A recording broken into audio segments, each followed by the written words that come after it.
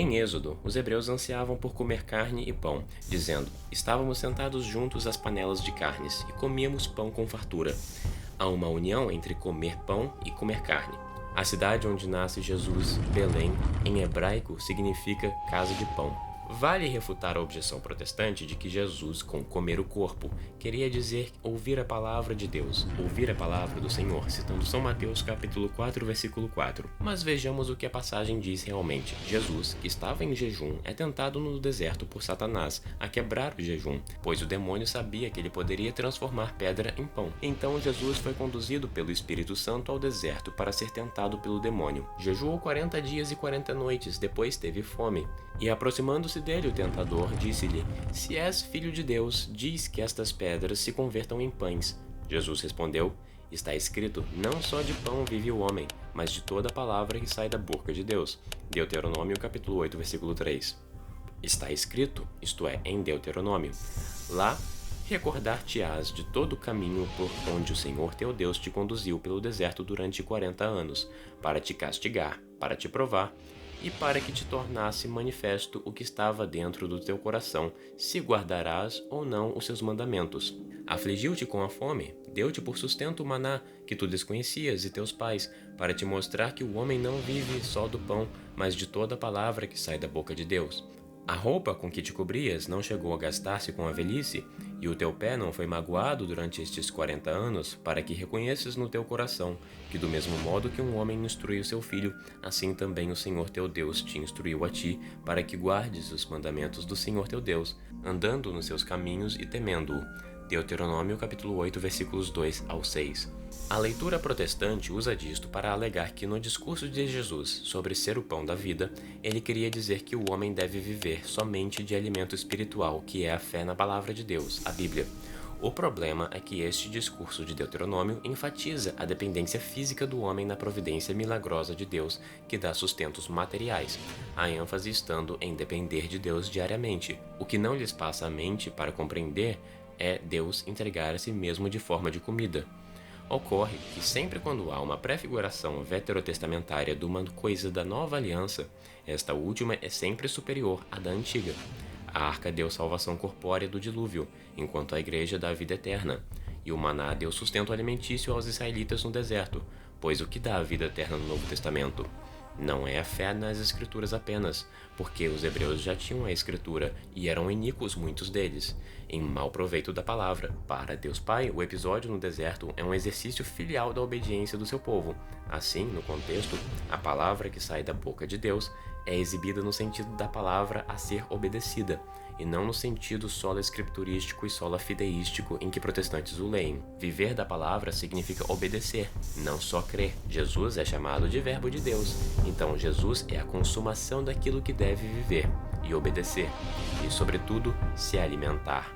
Não só de pão, mas da palavra alimenta-se o homem. Mas Jesus é a palavra, é o Verbo de Deus, e este se deve comer.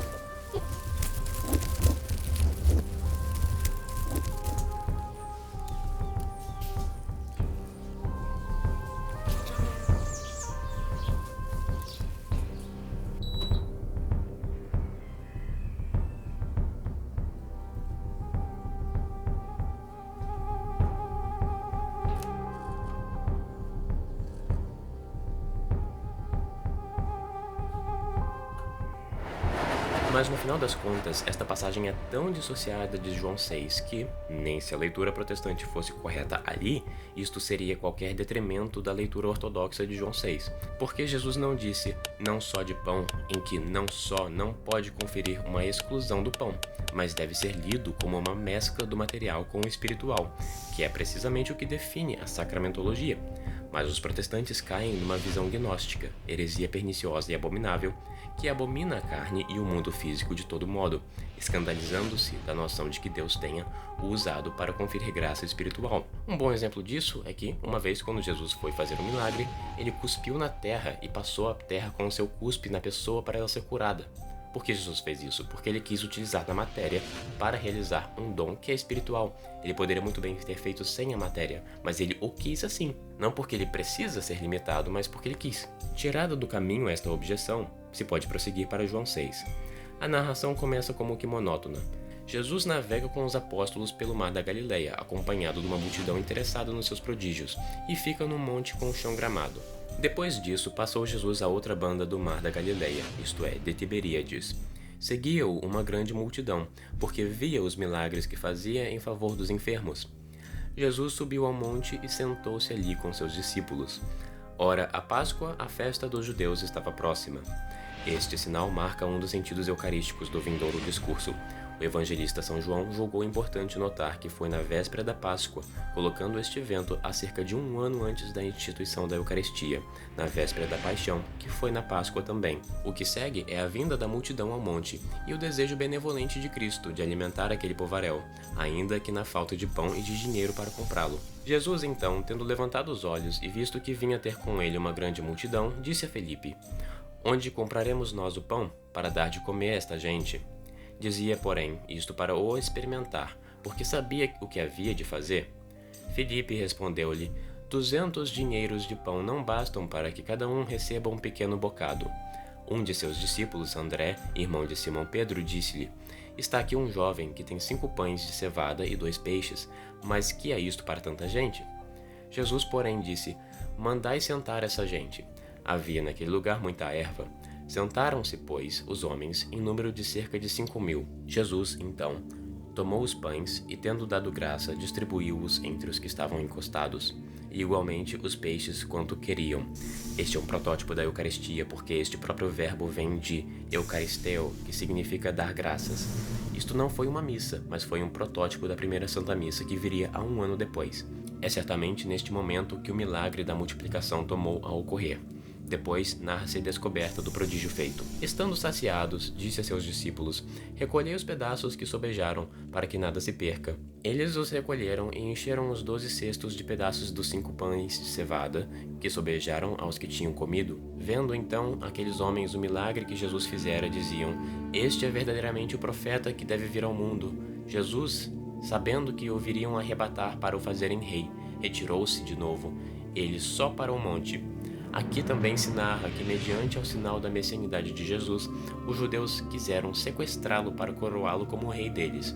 E disto Jesus foge, sozinho. Depois, os apóstolos navegam sozinhos, e acontece a cena de Jesus andando sobre o mar turbulento para entrar na barca deles após a fuga. Quando chegou a tarde, seus discípulos desceram para junto do mar, e tendo subido para uma barca, atravessaram o mar em direção a Cafarnaum. Era já escuro, e Jesus ainda não tinha ido ter com eles. Entretanto, o mar começava a empolar-se por causa do vento forte que soprava. Tendo remado cerca de 25 ou 30 estádios, viram Jesus caminhando sobre o mar, em direção à barca, e ficaram atemorizados. Mas ele disse-lhes: Sou eu, não temais. Quiseram então recebê-lo na barca, e logo a barca chegou à terra para onde iam. Há doravante um alto pela noite, implicando que Jesus e os discípulos dormiram em Cafarnaum, e pela manhã são abordados pela mesma multidão que lhes seguira pelo mar. Ao final do capítulo, João explica que essa confrontação deve ter sido dentro de uma sinagoga. No dia seguinte, a multidão que tinha ficado da outra banda do mar advertiu que não havia ali mais que uma barca e que Jesus não tinha entrado nela com seus discípulos, mas que os seus discípulos tinham partido sós. Entretanto, arribaram de Tiberíades outras barcas, perto do mar onde haviam comido o pão, depois de o Senhor ter dado graça. Interessantemente, São João repete o detalhe eucarístico, dar graça, mesmo sendo pouco relevante a circunstância imediata da cronologia, em que se fala de eventos acontecidos no dia passado. São João expõe também o raciocínio interno da multidão, em como eles seguiram Jesus após seu desaparecimento. Tendo, pois, visto a multidão que não estava lá, nem Jesus, nem os seus discípulos, entrou naquelas barcas e foi a Cafarnaum, em busca de Jesus. Tendo encontrado o da banda além do mar, disseram-lhe: Mestre, quando chegaste aqui? A esta pergunta, Jesus inicia propriamente o seu discurso eucarístico do pão da vida. Ele começa desvendando a intenção carnal dos homens que o seguiram, dizendo que estavam interessados não nos milagres para que acreditassem nele, mas sim porque queriam mais comida gratuita. Jesus respondeu-lhes: em verdade vos digo, vós buscais-me não porque vistes os milagres, mas porque comestes dos pães e ficastes saciados. Esta exposição de Jesus é essencial quanto aos paralelos veterotestamentários, em vista de que, conforme já expus aqui, a providência de Deus com o maná alimentou os israelitas corporalmente apenas. Neste sentido, a prefiguração daquilo que Jesus está prestes a revelar ao mundo é inferior àquilo que ela prefigura, como o protótipo é inferior ao ente. Jesus diz: trabalhai não pela comida que perece, mas pela que dura até a vida eterna, a qual o Filho do Homem vos dará. Aqui, inequivocadamente, Jesus avisa que ele dará algo melhor do que o maná, ou pão comum, e que esta coisa é causa de salvação. Ele segue: porque nele imprimiu Deus Pai o seu selo. Eles então disseram-lhe: que devemos nós fazer para praticar as obras de Deus? Jesus respondeu: a obra de Deus é esta, que acrediteis naquele que enviou. De fato, aqui, Jesus revela que o motivo dele fazer milagres não é por uma filantropia, mas sim para provar àqueles que duvidavam dele de que ele é o Messias enviado de Deus. E não só de que acrediteis nele como rei, mas de que acrediteis nele em tudo. O fato de que Jesus não era apenas o Messias como um líder político, mas sim o Rei e Salvador. Em seguida, a multidão dá algo a expor talvez um motivo desonesto, visto que Jesus já revelou os seus corações por quererem comer pão de graça. É razoável entender que ao perguntarem como fazer as obras de Deus, eles indagavam para aprender como fazer os milagres como Jesus os faz. Isto é, as pessoas da multidão têm uma mentalidade carnal e mundana, assim como Judas, assim como todos os judeus que esperavam Jesus a vir como um rei político que iria expulsar os romanos da Terra Santa. E a Jesus dizer que a obra de Deus é a causar a fé, eles pedem por mais sinais, embora já tenham visto um, o qual eles mesmos já reconheceram como milagre, imediatamente depois deles terem querido coroar Jesus como rei. Pois isto se dá porque querem comer mais, da mesma forma em que em Êxodo Deus manda o povo comer só o necessário e não guardar comida para depois. Mas eles disseram-lhe: que milagre fazes tu para que vejamos e acreditemos em ti? Que fazes tu? Nossos pais comeram maná no deserto, segundo está escrito: deu-lhes a comer o pão do céu. Jesus respondeu-lhes: em verdade vos digo, Moisés não vos deu o pão do céu, mas meu Pai é que vos dá o verdadeiro pão do céu. Aqui Jesus não está contrariando a Escritura, que claramente ensina que Deus deu o maná, mas está falando de um verdadeiro pão do céu, que é algo novo a ser entregue. Porque o pão de Deus é o que desceu do céu e dá a vida ao mundo. Jesus não disse a Israel nem aos judeus, mas ao mundo, que é uma novidade notável. Então disseram-lhe: Senhor, dá-nos sempre desse pão. Aqui desta frase ressoa mais uma vez a mentalidade carnal dos homens, mediante a qual Jesus prossegue a revelar a Eucaristia. Jesus respondeu-lhes: Eu sou o pão da vida. O que vem a mim não terá jamais fome, e o que crê em mim não terá jamais sede. Isto é grandíssimo. Jesus aqui já deu a chave, e após isto, ele só irá continuar a redobrar essa afirmação. Ele é o novo maná da nova aliança, e esta, como o antigo, deve também ser comido literalmente. Porém, já vos disse que vós me vistes, e que não credes. De fato, ele já revelou eles o milagre e pedem mais sinais. Tudo que o Pai me dá virá a mim, e aquele que vem a mim não o lançarei fora, porque desci do céu não para fazer a minha vontade, mas a vontade daquele que me enviou. Ora, a vontade daquele que me enviou é que eu não perca nada do que me deu, mas que o ressuscite no último dia. A vontade do meu Pai, que me enviou, é que todo o que vê o Filho e crê nele tenha vida eterna, e eu o ressuscitarei no último dia. Jesus expôs a incredulidade do povo e reforça a necessidade de fé nele, e o prêmio da salvação. Mas fica claro aqui que os judeus ficaram escandalizados quando Jesus disse que veio do céu. Ainda eles não chegaram a uma interpretação eucarística das palavras de Jesus, porém estão começando a sentir a verdade da encarnação do Verbo, o Filho de Deus. Murmuravam, pois, dele os judeus, porque disseram: Eu sou o pão que desceu do céu. Diziam: Porventura não é este aquele Jesus, filho de José, cujo pai e mãe nós conhecemos? Como, pois, diz ele, descido do céu? Reforça-se ainda, eles não entenderam que Jesus dará a sua carne para comerem, mas ficam pasmos com a ideia dele ser oriundo do céu. Jesus, replicando, disse-lhes: Não murmureis entre vós. Esta frase também remete a Êxodo e ao episódio no deserto com o maná, onde Deus repetidas vezes percebe murmuração entre a multidão dos filhos de Israel. Em Êxodo, capítulo 16, no versículo 2, toda a multidão dos filhos de Israel murmurou contra Moisés e Araão no deserto. No versículo 7, porque ouviu as vossas murmurações contra ele. Nós, porém, o que somos, para que murmureis contra nós? No versículo 8, pães com fartura, porque ouviu a vossa murmuração contra ele. Não são contra nós as vossas murmurações, mas contra o Senhor. No versículo 9, apresentai-vos diante do Senhor, porque ele ouviu as vossas murmurações. E no versículo 12, eu ouvi as murmurações dos filhos de Israel. Sendo assim, Jesus fala com a autoridade divina. Ele continua: ninguém pode vir a mim, se o Pai que me enviou não o atrair, e eu o ressuscitarei no último dia. Está escrito nos profetas, e serão todos ensinados por Deus. Isaías, capítulo 54, versículo 13. Portanto, todo aquele que ouve e aprende do Pai, vem a mim, não porque alguém tenha visto o Pai, exceto aquele que vem de Deus. Esse viu o Pai. Em verdade vos digo, o que crê em mim tem a vida eterna. Pois então Jesus termina de reenfatizar a fé. Obviamente, Jesus não está pregando sola fide, porque crer nele, com certeza que significa confiar e amar também. Certamente não é separado dessas coisas. E também já está provado que estes valores não fluem automaticamente da fé. E de novo, ele repete desta vez, ele mesmo iniciando a comparação com o maná. Eu sou o pão da vida. Vossos pais comeram maná no deserto e morreram. Este é o pão que desceu do céu, para que aquele que dele comer não morra. Eu sou o pão vivo descido do céu. Ou seja, ele combate a noção de mero sustento carnal. O maná sustinha o corpo e matava a fome. Então, o pão da vida não deixa de ser físico, mas é simultaneamente espiritual. É ambos, porque o pão da vida é melhor que o maná. E ele diz: quem comer deste pão viverá eternamente, e o pão que eu darei é a minha carne que será sacrificada para a salvação do mundo. Finalmente, Jesus entrega o jogo e explica o que o pão da vida é, a sua carne. Aqui o ultraje protestante já morre. Jesus podia facilmente ter dito, é minha palavra, ou é minha doutrina, ou é a minha voz, ou é minha luz, mas Cristo diz, é a minha carne. E não só isso, que ela será sacrificada e isto fique marcado para depois. Mas evidentemente isto já prova a Eucaristia, não tem como disputar isso. Todas as vezes em que Deus fala em metáforas, ele depois explica a sua metáfora se as pessoas não entenderam. Jesus não faz nada disso aqui. Jesus não se retrai, não explica de uma forma diferente aquilo que foi mal compreendido. Na verdade, os judeus compreenderam corretamente e Jesus os deixou ir. Deus é Pai, Deus é paciente. Quando as pessoas não entendem o que ele diz, ele explica. Mas neste caso, realmente, eles rejeitaram uma verdade que Jesus realmente quis significar, que ele dá a sua carne. Novamente, de volta à conversa sobre símbolos. Um símbolo é uma coisa que na verdade é outra. Aqui, para a interpretação protestante e evangélica ser verdadeira, Jesus precisaria fazer uma tripla metáfora.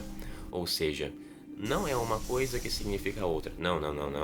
É uma coisa que significa outra que significa outra. Ou seja, 3 camadas de metáfora, o que nunca se foi visto. Jesus aqui teria que ser um grande enganador para estar fazendo isso, para propositalmente semear dúvida e confusão naqueles que poderiam segui-lo caso ele não tivesse feito isso. Quais são essas 3 camadas? Nós temos o corpo de Cristo, pão e a sua palavra. No caso, os protestantes querem dizer que na verdade Jesus está falando da sua palavra e de acreditar nele. Ou seja, nós temos a palavra de Deus, que é o que ele realmente queria falar, segundo os protestantes, e nós também temos o pão e também o seu corpo. Então eles querem dizer que quando Jesus fala do seu corpo, na verdade ele está se referindo ao pão, e na verdade quando ele fala de pão, ele na verdade está se referindo à sua palavra. Mas por que fazer isso? Por que colocar uma terceira camada de metáfora? Isso não existe. Isso é retardado. Ou seja, quando Jesus fala da sua carne, evidentemente ele quer falar de pão. E quando ele fala de pão, na verdade ele quer falar da sua palavra. Nada faz sentido. Nada faz sentido se a interpretação protestante for correta. Sim, Jesus nesta passagem também fala simultaneamente sobre crer nele. E isso é evidente, Jesus está dando sua carne para comer e as pessoas não querem acreditar nele. Então faz total sentido que ele fale de acreditar, porque é isso que eles não queriam fazer. E é exatamente isso que os protestantes não queriam fazer. A única diferença é que os protestantes querem meio que acreditar nele e meio que não acreditar nele, enquanto os judeus simplesmente o rejeitaram totalmente. Mas pensem mais profundamente por um segundo. Temos 3 elementos. Segundo os protestantes, acreditar em Cristo, temos a carne de Cristo e o pão. Jesus disse que ele é pão. O que se faz com pão? Ninguém pode ter fé em pão, ninguém pode acreditar em pão. Então, por que Jesus se chamaria de pão? O que se faz com pão? Se come o pão. E depois Jesus explica o que significa o pão. Jesus deveria ter dito, é sua palavra, mas ele não diz isso. Ele diz que o pão significa, analogicamente, a sua carne. Então, quando Jesus fala de pão, ele não fala pão literal, ele fala da sua carne. Jesus já explicou a metáfora, já está explicada, e quando Jesus explica, ele já disse que é a sua carne. Se fosse a sua palavra, Jesus teria dito aí, e ele não disse. O escândalo maior entre os judeus se intensifica agora. Então o texto de João prossegue. Disputavam então entre si os judeus: como pode este dar a nós a comer a sua carne? Este ponto é marcante porque as dúvidas e escândalos chegam a um primeiro ápice, e é aqui que seria a oportunidade perfeita para Jesus se esclarecer caso houvesse algum mal entendido. Mas Jesus disse-lhes: em verdade vos digo, se não comerdes a carne do Filho do Homem e não beberdes o seu sangue, não tereis vida em vós. Há, para o maior escândalo dos fiéis, um acréscimo de outro elemento, o sangue. Os judeus, pela lei mosaica, eram proibidos de beber sangue. Toda a carne era seca de sangue, pois tomá-lo era entendido como entrar em comunhão com o animal. Isto se lê na instituição da Páscoa, em Êxodo capítulo 2, versículos 6 ao 8. Vós o guardareis até o dia 14 deste mês, e toda a multidão dos filhos de Israel o imolará à tarde. Tomarão do seu sangue, poluão sobre as duas ombreiras e sobre a varga da porta das casas, em que eles o hão de comer. Nesta mesma noite comerão as carnes do cordeiro assadas no fogo, com pães ázimos e ervas amargas. Não comereis dele nada cru, nem cozido em água, mas somente assado ao fogo com a cabeça, os pés e as entranhas. Nada ficará dele para o dia seguinte. Se restar alguma coisa, queimá-las-ei no fogo.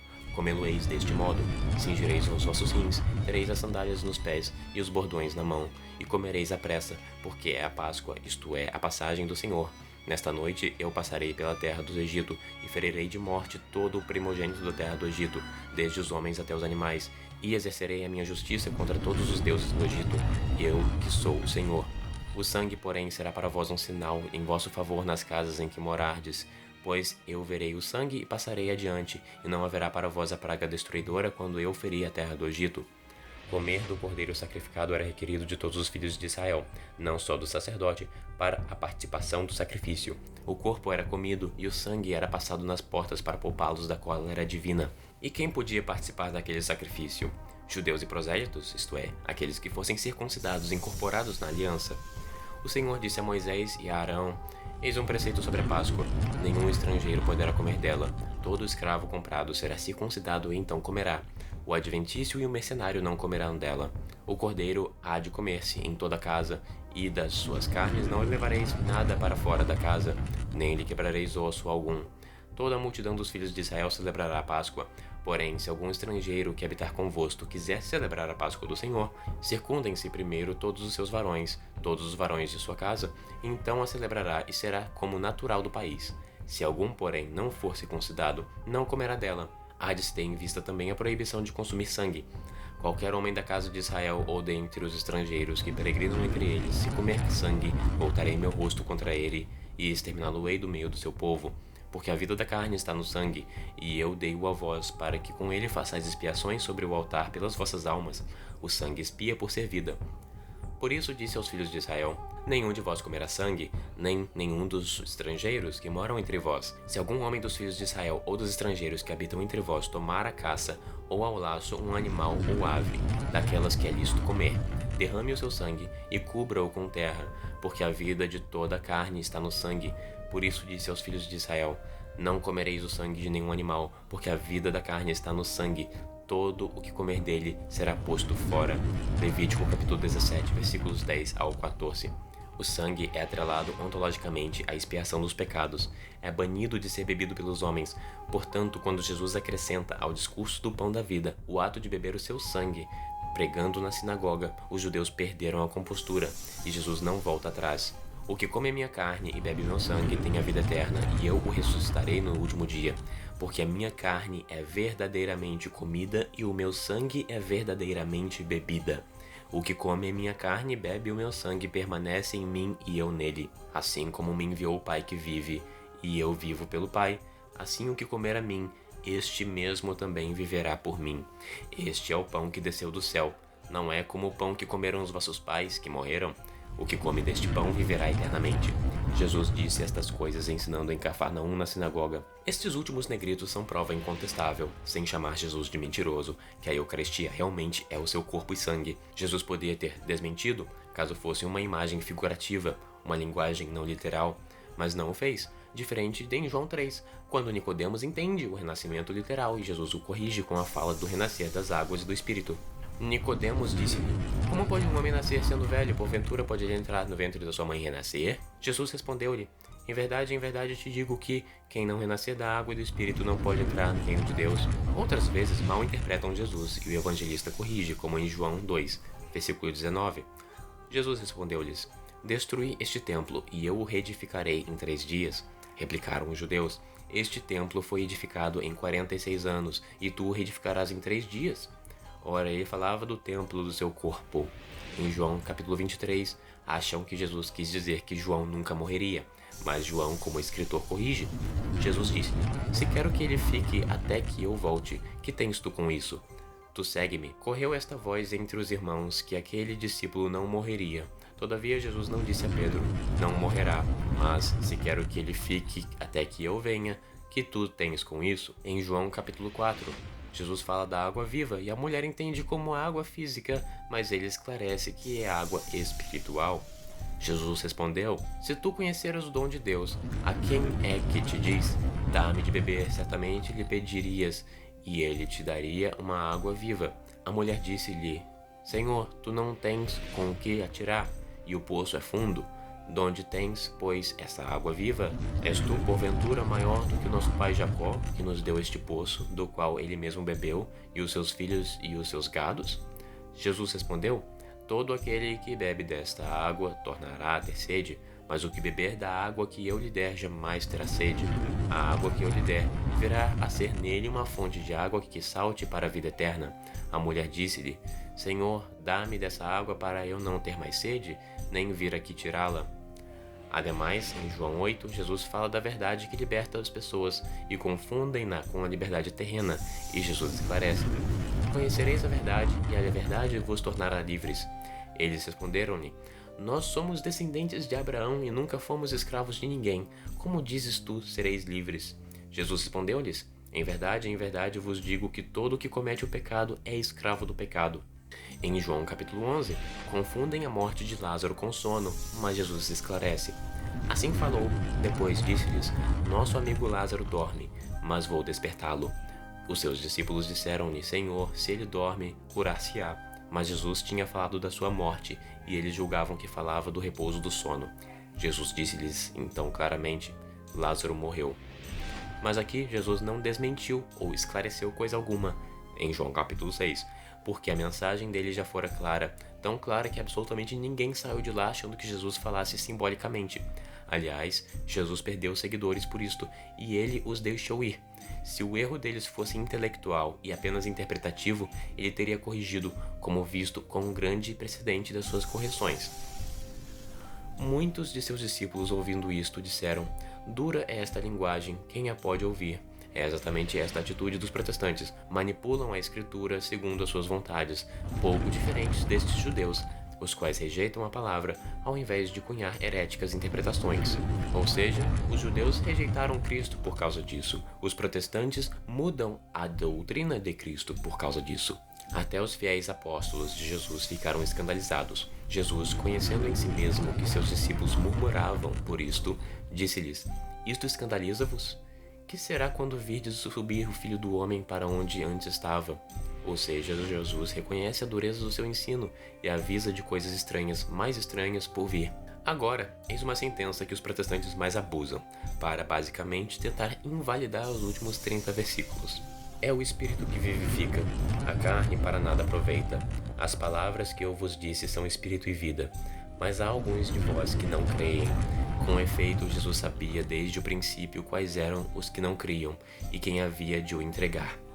Geralmente, é o versículo 53 que tiram de contexto, sem os que vêm seguintes, para fazer parecer como se Jesus estivesse negando tudo o que ele acabou de dizer.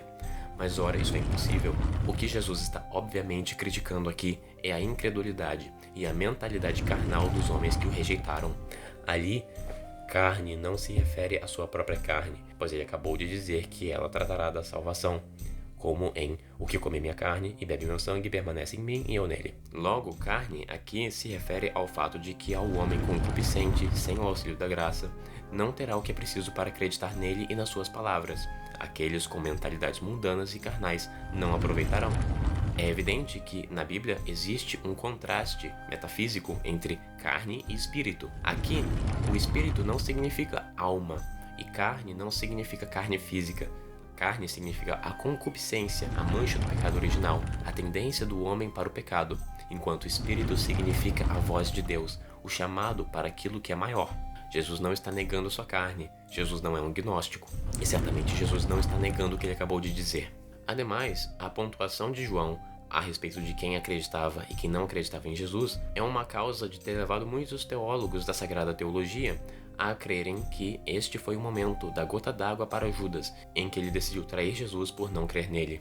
E Jesus segue, reforçando isto mesmo, o auxílio da graça para aproveitar. Depois acrescentou: por isso eu vos disse que ninguém pode vir a mim, se lhe não for concedido por meu Pai.